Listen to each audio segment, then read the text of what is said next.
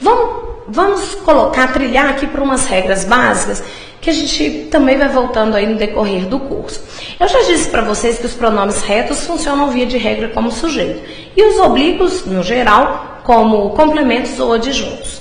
Dentro disso aí, vocês precisam saber que o lhe e o lhes, quando complementos, são sempre objetos indiretos. Eu digo quando complementos porque nós vamos ver agora em sequência que eles podem ser também adjuntos adnominais ou adjuntos adverbiais. Nós vamos ter que trabalhar isso mais à frente. O, a, os e as, quando complementos, são sempre objetos diretos. Então, isso tem que saber no fundo do coraçãozinho de vocês, sem pestanejar. Lhe e lhes, se complementos, sempre indiretos. É como se fosse sinônimo de a você. Quando eu digo obedeci-lhe, eu estou dizendo obedeci a você. Nessa construção, isso parece uma bobagem, mas isso vai interferir na regência lá na frente. Quando eles te perguntarem para avaliar uma frase no que diz respeito à regência, você vai ter que saber o uso do pronome. Existe muito exercício que fala assim, ó, assinale a alternativa que apresenta regência incorreta. Aí tá lá, informei-lhe do resultado. Isso seria um erro gramatical. Por quê? Porque o verbo informar, ele pede dois complementos. E quando um verbo pede dois complementos, um será sem preposição, objeto direto, e o outro será preposicionado, objeto indireto. Quando eu falo informei-lhe do resultado, eu usei dois objetos indiretos. O lhe, na regra ali, ele é objeto indireto, e o do resultado, a preposição de aí, antes de resultado. Dessa forma, sabendo que o lhe é sempre objeto indireto, eu deveria usar informei-o do resultado. Ou informei-lhe o resultado. Um dos dois vai ter de ser despreposicionado. O, a, os e as também podem ser sujeitos de verbos no infinitivo. E nós vamos trabalhar isso aí em sequência quando eu falar de verbos causativos e sensitivos. Quando eu digo mandei ele sair, isso não é norma culta, deveria ser mandei-o sair. Mas isso vamos aprender também mais à frente. Para a gente, então, saber usar os pronomes, para que vocês tenham uma maior clareza no emprego dos pronomes, nós temos de ter uma noção de sujeito e uma noção de complemento. Na verdade, isso é sintaxe, né? Isso, sujeito, predicado, objeto direto, objeto indireto, isso é conteúdo que nós vamos estudar na sintaxe mais à frente. Mas não adianta também eu apresentar os pronomes para vocês guardarem no bolso e pronto, achar que aprendeu. Na verdade, conhecer os pronomes de cor é fácil, o difícil é saber usá-los. Então, eu vou apresentar para vocês, nós vamos começar o emprego dos pronomes, para isso nós vamos ter uma noção de sujeito, uma noção de predicado, uma noção de complemento, mas vamos estudar isso melhor mais à frente. Durante muito tempo, quando a gente separava com muita clareza a morfologia da sintaxe, a gente pegava uma aula de pronome e falava, os pronomes são eu, tu, ele, nós, vós, ele, e pronto, continuava o conteúdo. Mas disso nada adianta e a gente não dá conta nem de fazer exercício se a gente não tiver uma noção do emprego deles dentro da frase. Então vamos começar aí com uma frase tranquilinha, uma frase bem tradicionalzinha. O filho da vizinha visitava seu pai. A primeira coisa que a gente acha numa frase seria o verbo. Já que essa aí, desde o início, no início do nosso curso, eu disse para vocês que a gente ia trabalhar com frases verbais, que é o verbo direcionaria a nossa análise. Nessa frase, o filho da vizinha visitava seu pai, essa frase comunica, ela informa, ela é uma frase, e a primeira coisa que nós vamos buscar é o verbo. O verbo é visitava.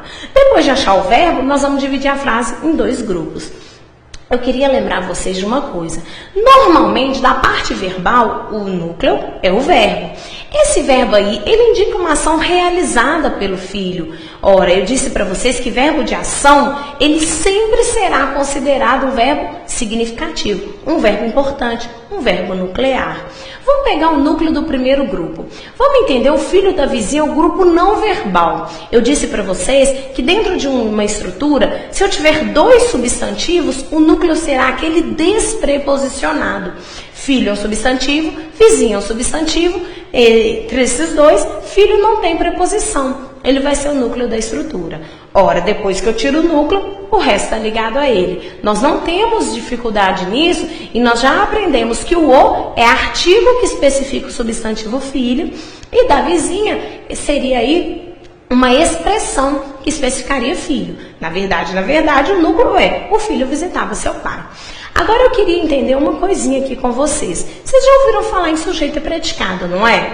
Quando eu divido essa frase em dois grupos, o grupo verbal do grupo não verbal, eu, na verdade, estou dividindo essa frase em sujeito e predicado. Diz a gramática, e essa é a definição mais abrangente, que sujeito é o termo, é o grupo, é o sintagma, cujo núcleo, um elemento despreposicionado, flexiona o verbo. Traduzindo, sujeito é o termo não verbal, não é isso? Cujo núcleo, cujo elemento despreposicionado é responsável pela flexão do verbo. Sujeito é o termo cujo núcleo sem preposição flexiona o verbo. Quem que é o sujeito aí? O filho da vizinha, já que o núcleo filho flexiona, é responsável pela flexão, pela concordância com o verbo. Fato é que se eu colocasse filhos, seria visitavam. Dessa forma, a gente tem aí a definição de sujeito. Na outra parte, a parte verbal seria o predicado. E nós já sabemos aqui que o núcleo desse predicado é o visitava, já que ele é um verbo de ação e, portanto, ele é a palavra mais importante. Depois que eu tiro o núcleo, o resto está ligado a ele. Vamos dizer aí que seu pai está ligado a visitava. Agora, essa noção agora de complemento, que nós vamos começar aqui agora, vamos ver se vocês já ouviram falar. Vocês já ouviram falar assim, olha, o verbo comprar, ele é um verbo transitivo direto, ele precisa de um complemento para restringir sua significação. Como assim? Quando o verbo ele tiver uma acepção, um significado amplo, ele vai precisar de um elemento para restringir, para particularizar seu significado. Por exemplo, comprar. Eu posso comprar um lápis, uma caneta, uma régua, um presente, um carro, um avião. Vejam que a ação de comprar, ela se refere a diversas coisas a serem compradas, possíveis de serem compradas. Dessa forma, eu preciso de uma delas para restringir, para particularizar a ação de comprar. O que não acontece, por exemplo, com o verbo morrer. Maria morreu, pronto. Esse verbo morrer, ele já tem a sua significação pronta. A ação de morrer não necessita de algo para que a comunicação seja passada. Outra, por exemplo, preciso. Ora, eu posso precisar de um marido, de um namorado, de um colega, de um amigo, de um pai, de um avô, de dinheiro, de ajuda, posso precisar de diversas coisas. Esse verbo ele tem acepção ampla, ele tem significação ampla, então ele precisa de um elemento para restringir sua significação. Isso é o complemento verbal. Nós vamos aprender mais à frente que completar é algo necessário. Ora, quando um namorado vira para namorado e fala, meu amor, você me completa. É porque ela é importante, é porque ela é um pedaço dele. Sem ela, ele não existe. Essa seria, teoricamente, a definição. Dentro dessa frase, quando eu falo, o filho da vizinha visitava, ora, esse verbo, ele tem acepção ampla. Quem visita vai visitar alguém. A ação de visitar necessita de algo ou alguém a ser visitado para que ela seja entendida. Dessa forma, esse verbo precisa, necessita de um complemento. Seu pai aí, nessa construção, ele é o elemento que completa o sentido do verbo, que restringe, que particulariza a significação do verbo. Ele é o complemento verbal. Agora vamos parar por aí e vamos pegar o emprego do pronome. Lembra que os pronomes retos são aqueles que funcionam como sujeito? Se eu quiser substituir esse nome, filho, por um pronome, eu posso? Ora, está na definição de pronome que pronome substitui o nome. Se eu quiser substituir o filho da vizinha, filho, que é um nome por um pronome, é possível e ficaria como? Ele visitava seu pai. A gente pode perceber que o filho da vizinha, o termo, o sujeito foi substituído pelo pronome ele, que é um pronome reto. Nós acabamos de dizer que os pronomes retos funcionam, na regra geral, como sujeito, certo?